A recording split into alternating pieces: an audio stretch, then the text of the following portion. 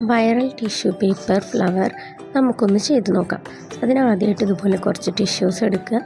എന്നിട്ട് അതിലൊരു സർക്കിൾ വരച്ചെടുക്കാം. എന്നിട്ട് ഈ സർക്കിളൊന്ന് നമുക്ക് കട്ട് ചെയ്തെടുക്കാം. എന്നിട്ട് ഇതിൻ്റെ സൈഡിൽ നമുക്കിഷ്ടമുള്ള കളേഴ്സ് പെയിൻറ്റ് ചെയ്യാം.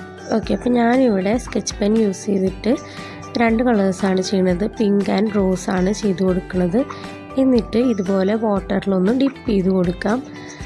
അതിനുശേഷം ഇതിനൊന്ന് നമുക്ക് ഉണക്കാനായിട്ട് വെക്കാം. ഈ ഒരു ടിഷ്യൂസ് നമുക്ക് ഇതുപോലെ ഗ്ലാസ്സിന് മുകളിലായിട്ട് അറേഞ്ച് ചെയ്യാം.